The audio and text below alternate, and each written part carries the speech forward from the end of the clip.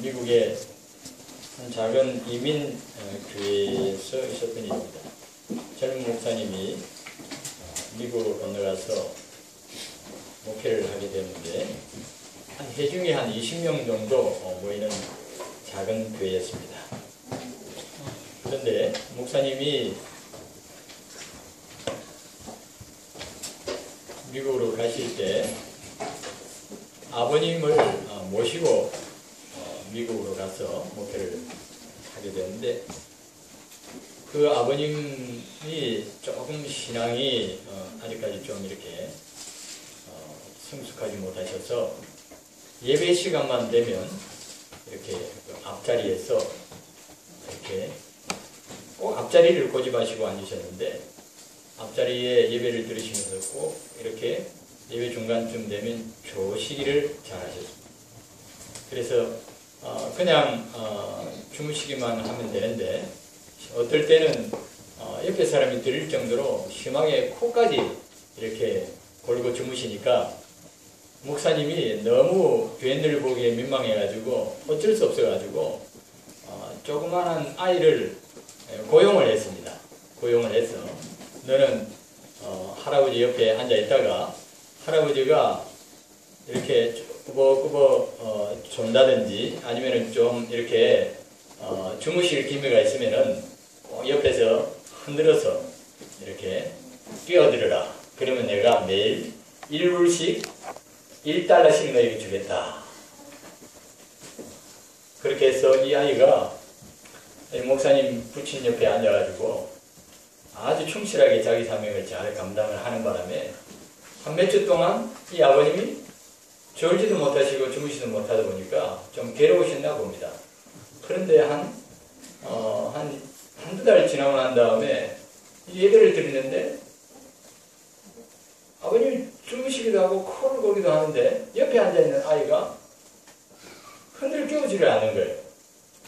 예배 내내 신경이 쓰이기도 하고 그래가지고 예배 마치고 난 다음에 이 아이를 불러가지고 얘야 너 왜 그렇게 그 할아버지를 흔들어 깨우지 않았느냐. 그러니까 할아버지가 저한테 가만 내버려두면 3달러를 준다고 했어요. 3달러. 그래서 그랬다고.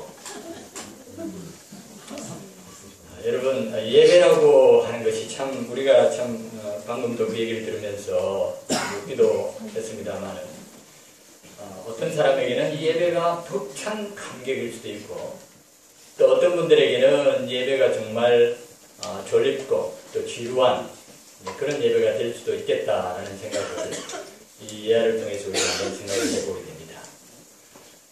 오늘 바울은 이 말씀 속에서 우리에게 예배가 무엇인가 라는 것을 잘 하나님 말씀 속에서 가르쳐 주십니다.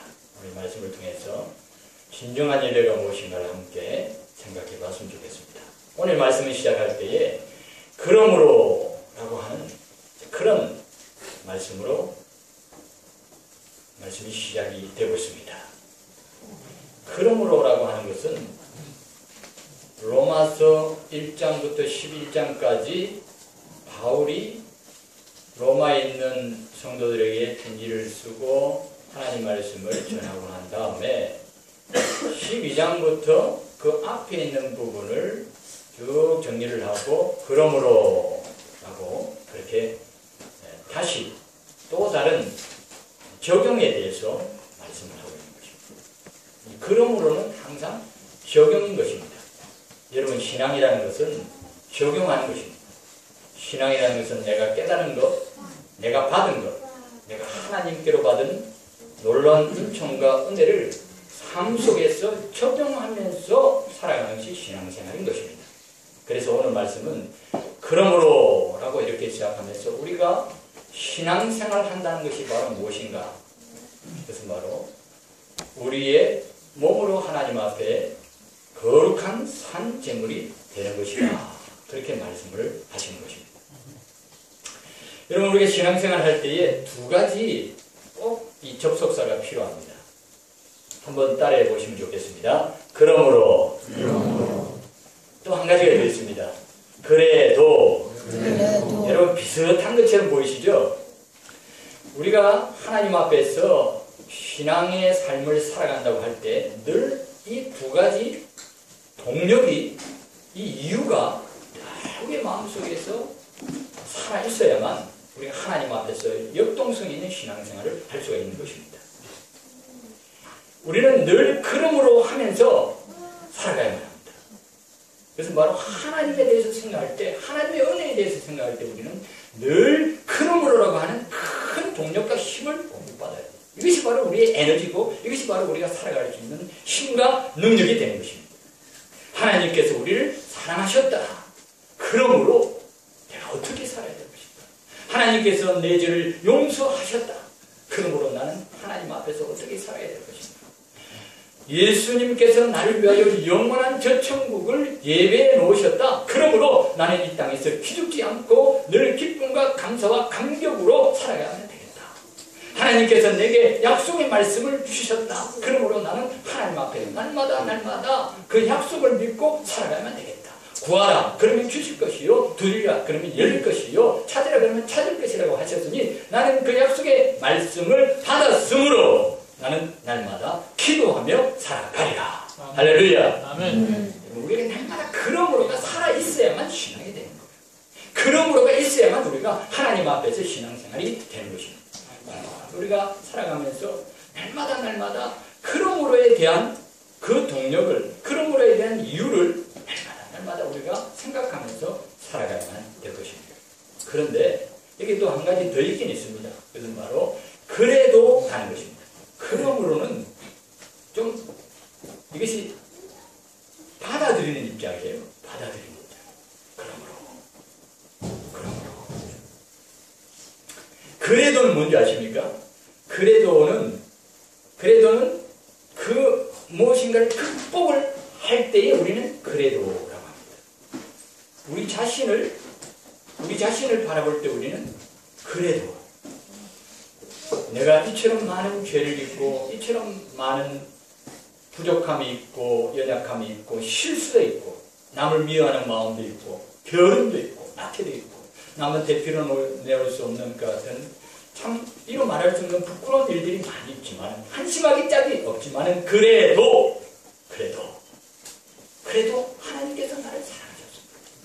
이 나를 하나님께서 받으셨으므로 우리는 나 자신을 바라볼 때는 날마다 그래도 세상을 바라볼 때 세상이 악하고 세상이 나를 미워하고 세상이 나를 핍박하고 내 친구가 나를 배반하고 내 친구가 나를 싫어하고 세상의 모든 것들이 나를 향하여서 거스리는 것처럼 보일 때 그때 우리가 마음먹어야 될 것이 뭐냐면 그래도 나는 사랑합니다.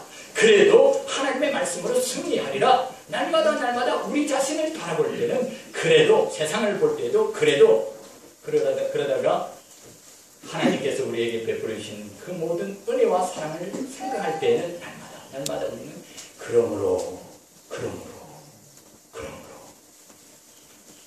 이 접속사가 우리의 마음속에 날마다 살아있어야만 신앙생활이 끊어지지 않습니다. 안 그러면요 우리는 하나님 앞에서 신앙생활할 때 많은 고통과 어려움을 겪을 수밖에 없습니다. 우리를 이기게 하는 것, 우리를 승리하게 하는 것은 바로 다름 아닌 오늘 간단한 한마디지만 그러므로 하고 하는 이 말 속에서 우리는 하나님께서 주시는 영감을 받아들입니다. 사실상 로마서 1장부터 11장까지의 내용들은 6장까지 7장까지 이르기까지는 말로 다룰 수 없는 절망을 바울은 얘기를 합니다. 오라 나는 공고한 자로다. 누가 우리를 이 사망의 몸에서부터 건져낼 수 있어요. 죄에 대해서 얘기합니다. 자기의 죄에 대해서 얘기합니다. 세상의 죄에 대해서 얘기합니다. 절망에 대해서 얘기합니다. 아픔에 대해서 얘기합니다. 그러고 난 다음에 8장에 들어가면 그러나 우리 주 예수 그리스도의 은혜로 말미암아 하나님을 찬양하리로다. 예수 그리스도 안에 있는 자들에게는 결코 정죄함이 없나니 아멘. 예수님께서 우리를 죄와 사망의 나라로부터 의와 생명의 나라로 옮기셨고 그 누구도 우리를 정죄할 수 없다고 말씀하시면서 이 세상에 어떤 것도 우리를 그리스도 안에 있는 하나님의 사랑에서 우리를 끊을 수 없다고 확증을 하는 것입니다. 이것이 바울 사도가 증거하려고 하는 내용이에요. 세상은 아무리 힘들고 나 자신이 그렇게 너무나도 보잘것없고 너무나도 한심스러운 존재지만 그러나 우리에게 분명히 디디고 일어설 수 있는 사실이 하나 있는데 그것은 바로 그 어떤 것도 우리를 하나님의 사랑에서 끊을 수 없다고 하는 이 확증, 이것을 딛고 일어서면서 그는 세상이나 그 어떤 것이나 장래일이나 현재일이나 높은 것이나 낮은 것이나 그 어떤 피조물이라도 그리스도 예수 안에 있는 하나님의 사랑에서 우리를 끊을 수 없느니라 라고 확신하는 그 같은 외침을 우리에게 주고 있습니다.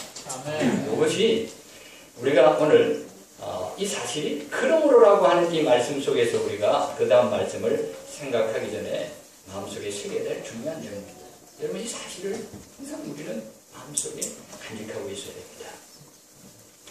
그런데 여러분 우리가 하나님께서 우리에게 주신 신앙생활을 하나님께서 우리에게 주신 그 은혜를 하나님께서 주신 그 축복을 사랑을 삶 속에서 그러므로라고 적용하면서 살아가는 모습은 어떤 모습인가? 한마디로 거룩한 산 제물로 하나님 앞에 영적 예배를 드리는 것이 바로 우리가 신앙생활을 하는 부분에 있어서 최고의 핵심되는 부분이다.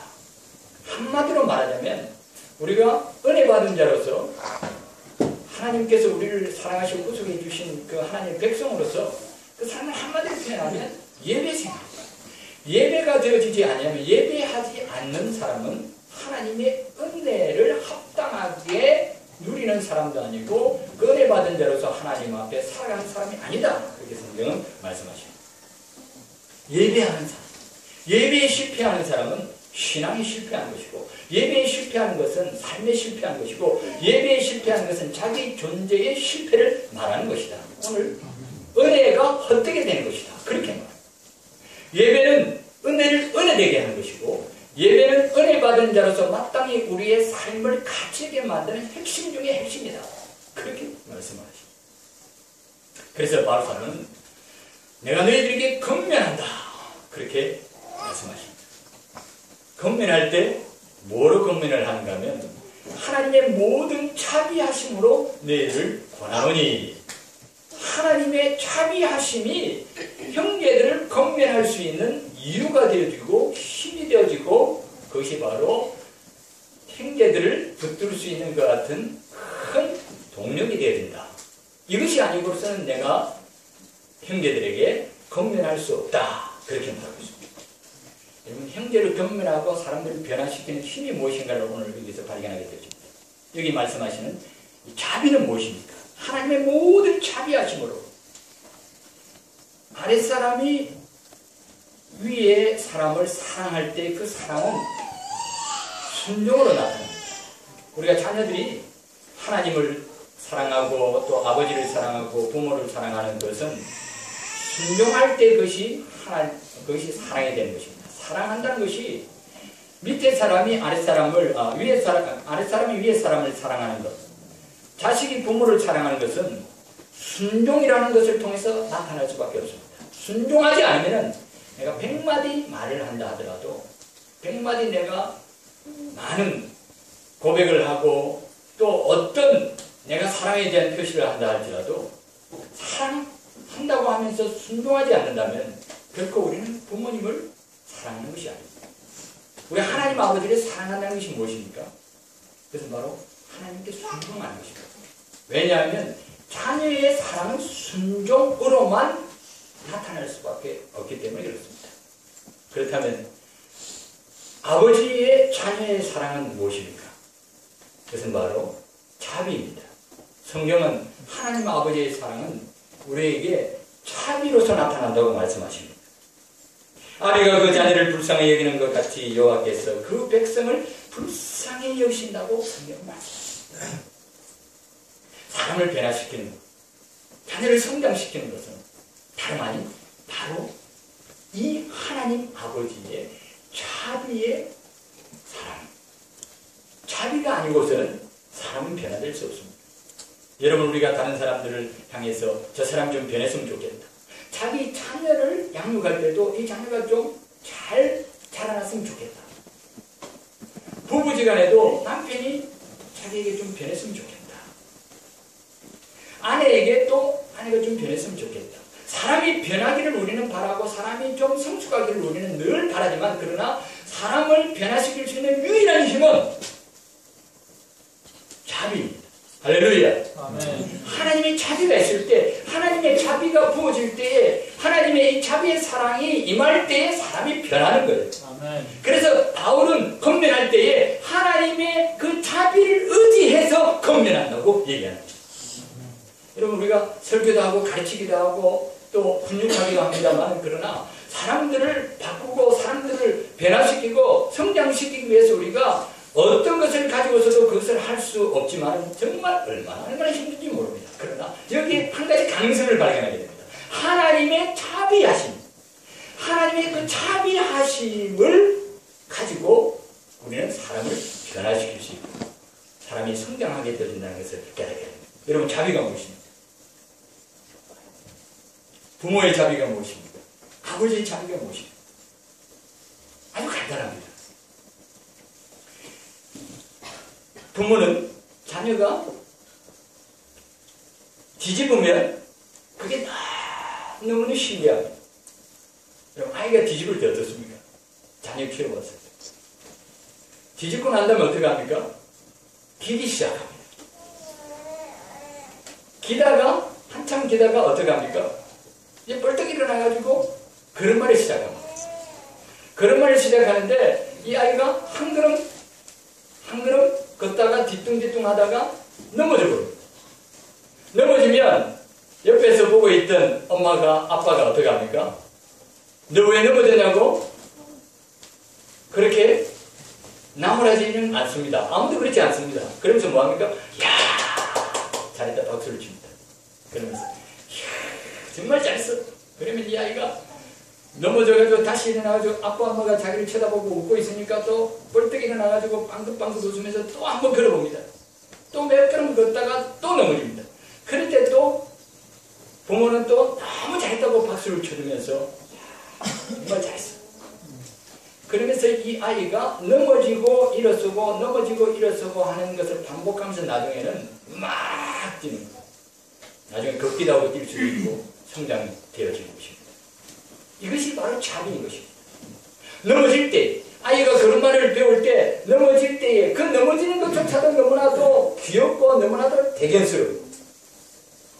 그러면서 거기에 격려해주고 거기에 박수를 쳐주고 그게 너무너무 대견해하고, 이제 우리 아이가 오늘은 2걸음 뗐다, 또 내일은 몇 걸음 뗄지 모르겠다 하면서 이제 항상 이렇게 기대를 가지고 아이를 바라봐요. 실수하고 넘어졌을 때 그것을 박수 쳐가지고 기다려주고 격려해주고, 이것이 바로 하나님 아버지의 마음이다. 아멘. 이것이 자비다. 자비가 있을 때 비로소 사람이 변합니다. 자비가 있을 때 비로소 성숙이 일어납니다. 자비가 있을 때 우리 영혼이 하나님 아버지와 함께 걸을 수도 있고 뛸 수도 있고 함께 동행할 수도 있게 돼요.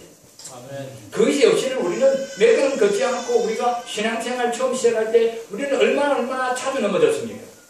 그럴 때마다 끊임없이 자비로우신 그 눈길로 우리를 바라보시면서 말없이 격려하시면서 성령과 가지가지 많은 것들을 통해서 우리의 삶을 늘 붙들어 주시고 이렇게 주셨던 그 하나님 아버지에게 자비하신 그 사랑이 오늘의 나를 있게 한 것이 아니겠습니까? 처음부터 여러분 걸음마 했을 때 몇 걸음 걷다가 넘어졌을 때 꿀밤을 알려주면서 이 녀석아 왜 걷지도 못하냐 하면서 꿀밤을 줬다라고 한다면 아무도 걸을 수 있는 사람이 없었을 것입니다. 그러나 처음에 우리가 정말 어리석은 짓도 하고 약한 모습도 보이고 실수도 하고 못난 모습도 보였을 때 그때에 있는 모습 그대로 우리를 받아주고 격려해주고 우리를 품어줬던 그 부모님의 사랑 때문에 우리가 오늘 이 자리에 있는 것입니다. 만약 그것이 없었다면 우리는 성숙도 이루어지지 못했을 것이고 오늘 어린아이처럼 이렇게 성인으로서의 삶을 살아갈 수가 없었을 것입니다. 사실상 우리는 자비를 먹고 컸습니다. 따라해 봅시다. 우리는 자비를 먹고 컸습니다. 여러분, 잘난 척하면 안 됩니다. 잘난 척하면 안 돼요. 맞습니다. 우리 모두는 다 이날까지 올 때까지 누군가가 우리에게 자비를 베풀었기 때문에 내가 이날까지 온 것이야. 우리가 이 자리에 앉아서 하나님 앞에 찬양할 수 있는 것도 사실상 하나님의 수없이 많은 자비의 손길이 우리를 붙들고 계시기 때문에 오늘 이 자리에 있게 된 줄로 믿으시기 바랍니다. 아멘. 그래서 우리가 다른 사람을 변화시키고 다른 사람을 성장시키기 위해서 우리 것을 가지고 다가가면 안 됩니다. 나에게 베푸셨던 하나님 아버지 자비를 떠올려야 돼요. 그 자비하심을 가지고 온유한 마음을 가지고 그 상대방을 그 자녀들을 가슴에 품고 하나님이 나를 품으셨듯이 그 자녀를 품고 기도하고 하나님께 맡기고 격려하고 사랑하는 가운데 그렇게 품어줄 때에 비로소 성장이 일어나게 되는 것입니다. 아멘. 그런데 여러분, 성장은 성도의 성장은 다름 아닌 저는 놀라운 사실을 한번 여러분들과 나누려고 합니다. 여러분, 우리가 신앙이 큰다는 것이 뭔지 아십니까? 예배가 자라는 거예요. 예배가 자라는 만큼 우리의 신앙이 큰 겁니다. 오늘 성경이 이것을 말씀하세요. 그러므로 내 사랑하는 형제들아, 하나님의 모든 자비하심으로 너희들에게 권하오니 너희 몸을 하나님이 기뻐하시는 산제물로 드려라. 이것이 너희가 드릴 영적 예배니라. 여러분, 그렇게 많은 1장부터 11장까지의 그 수없이 많은 하나님의 은혜에 대해서 쭉 연구를 해고 난 다음에 오늘 12장에 들어와서 적용 부분에서 첫 번째 딱 시작하시는 말씀이 뭡니까? 그러므로 너희들이 영적으로 하나님 앞에 성장하는 것은 너희 예배가 하나님 앞에 온전케 되어야 되느니라. 할렐루야. 아멘. 우리의 예배가 바뀌어야 되고, 예배가 성숙해야 되고, 예배가 생명이 있어야 되고, 예배가 하나님과 함께하는 예배가 돼요. 어떤 목사님이 꿈에 꿈을 꿨는데, 밤에 자도 꿈을 꿨는데, 자기 교회 교인들이 너무 많아졌어요. 그래가지고 그 사람들 일일이 악수를 탁 하고 이제 너무 많이 아마 개척교회 목사님이셨던 것 같아요. 그래가지고 악수를 하고 그렇게 하는데 꿈에 갑자기 낯선 30대 되는 청년이 악수를 청하는데 어디서 본 것 같기도 하고 안 본 것 같기도 하고 그래가지고 악수를 했는데 돌리고는 난 다음에 집사님한테 물었습니다. 꿈이에요. 저분이 누굽니까? 저분은 매번 우리 예배에 참석하시는 분이신데요. 그래요? 나는 왜 몰랐죠? 저분이 우리 모두를 다 알고 있는데요. 왜 목사님 모르셨습니까? 그래가지고 그 꿈을 꾸다가 목사님이 푸득 깼어요. 그러나 그 꿈이 너무너무 이상한 거예요. 생각해보니까 나를 아시는 분이고 나도 그 사람을 아는 것 같기도 하고 근데 나이가 한 30살 정도 되는 청년인데 도대체 누굴까? 그래 깨가지고 기도를 마음속에 감정이 여러분 예수님의 나이가 몇 살입니까? 33살에 십자가에 달리셨고 그죠? 예수님이셨구나. 예수님이셨구나. 그래서 그 얘기를 목사님이 간증처럼 설교 시간에 내가 이런 꿈을 꿨는데 이만해서 어떤 청년이 우리 예배 시간에 계속해서 청소년 내가 몰랐고 그래가지고 내가 너무 하나님 앞에서 회개를 했다고. 근데 보니까 그분이 바로 내가 생각해보니까 예수님이셨다고. 그 얘기를 듣는 그 순간에 모든 청중들이 각성을 일으켰어요. 이 예배 시간에 정말 꿈대로 예수님께서 이 자리에 앉아 계신다면 들으면 그런 게 혹시 그런 청년이 있는가? 없잖아요. 그러면서 생각을 합니다. 예수님이 이 자리에 계시는구나. 예수님이 이 자리에 함께 하시는구나. 그때부터 그 교회는 우리 교회는 예수님께서 함께 예배를 드린다. 그것이 모토였어요. 그 교회가 성장하면서 모든 성도들의 삶이 놀라우게 변화되어지면서 하나님께서 그 교회를 통해서 그 예배를 통하여 엄청난 은혜를 베풀어 주시는데 많은 사람들이 변화와 축복을 받게 되었다는 것입니다. 아멘. 여러분, 예배는 무엇입니까? 예배가 변해야 됩니다. 우리 예배 속에 예수님이 함께 하시고 하나님이 함께 하시는 그 실제적인 생생한 그 실감이, 그 깨달음이 날마다 우리에게 생겨나야 합니다. 그래야 매일처럼 우리끼리 모여서 예배드리는 예배가 아니라 이 자리에 하나님이 실제로 함께 하시고 우리 예수님께서 함께 하시고 성령으로 함께 하시고 또 그 영으로 이 자리에 임재해 계신다는 그 분명한 사실을 우리의 마음속에 늘 잊지 않고 간직한다면 우리 예배가 얼마나 달라질까 그렇게 생각해요. 한번 주변에 한번 보십시오. 낯선 청년 있습니까? 없죠. 그러나 우리 예수님 이 자리에 계십니다. 할렐루야. 아멘. 두세 사람이 내 이름으로 모이는 곳에 나도 함께 있느니라. 아멘. 할렐루야. 아멘. 우리 예수님 하신 말씀이세요. 이 자리에 계신다고 하셨어요. 예수님 계시잖아요. 예수님 계시는데 여러분 좋을 수 있겠습니까? 미안하잖아요. 죄송하잖아요. 예. 딴 생각하면 안 되잖아요. 그런 예배가 바뀌는 거예요.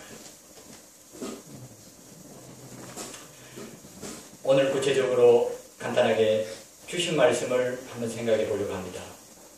그 말씀만 한번 풀이해 보려고 합니다. 여러분, 거룩한 산 제물로 무엇을 드리라 했습니까? 너의 몸을 드리라고 했습니다. 여러분, 우리가 영을 드리라고, 너의 마음을 드리라고, 너의 목숨을 다하고, 네 마음을 다하고, 너의 모든 정성을 다하여서 주 너의 하나님을 사랑하라고 우리 예수님께서 말씀하셨을 때 우리는 모든 예배를 영적으로만 생각을 했습니다. 그런데 여기 보니까 또 영적 예배라고 하시고 난 다음에 그 앞에 뭐라고 말씀하시는가 하면 너의 몸을 거룩한 산 제물로 드리라고 했습니다. 그래서 이 몸이 무엇인가? 이 몸이 무엇인가에 대해서 성경 말씀은 가만히 살펴보고 원어적으로 이 원래적인 헬라의 뜻을 찾아보니까 이 몸은 살게 이 살이 아닙니다. 육체가 아니라 몸덩어리가 아니라 이것은 바로 다른 말이 life. 뭡니까? 생활입니다.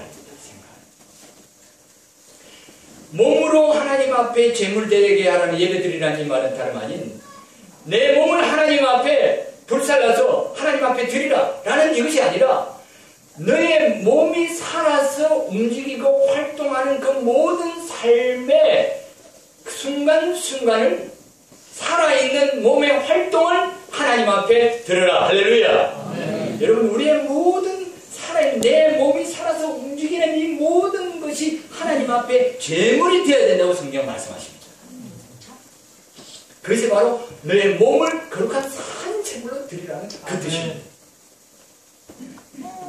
그러니까 하나님 앞에서 우리가 예배를 드리다고 한다는 것이 바로 하나님 앞에 제물된다는 것이 무엇입니까?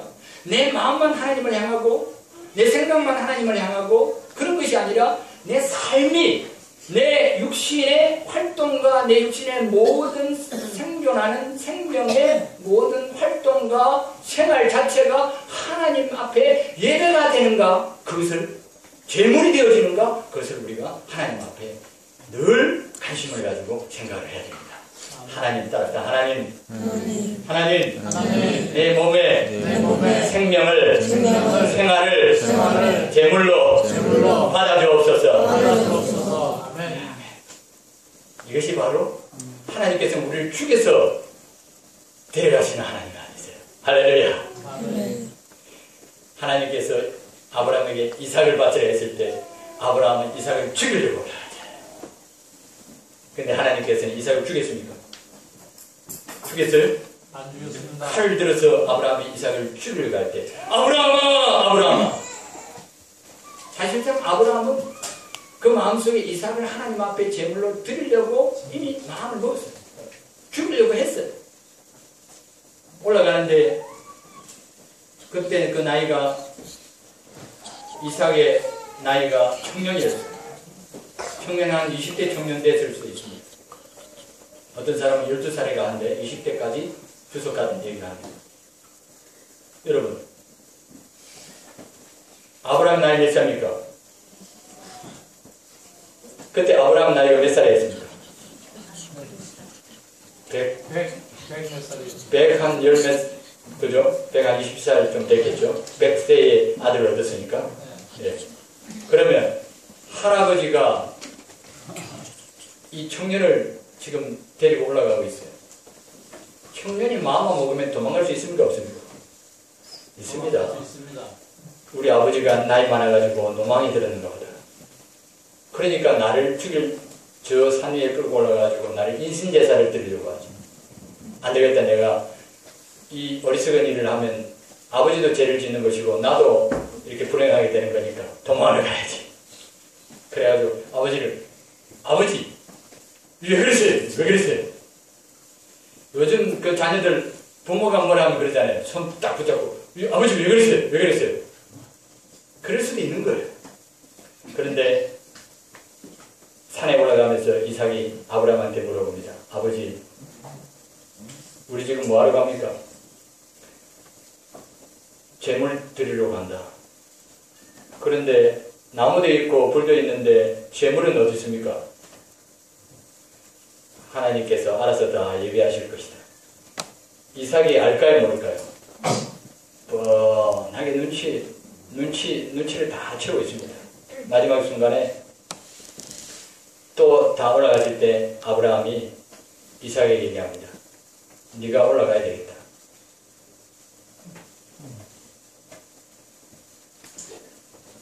어떤 주석가는 이렇게 얘기합니다. 그때 이삭이 아브라함에게 물었을 때 아브라함이 이삭에게 한마디 얘기했다는 거예요.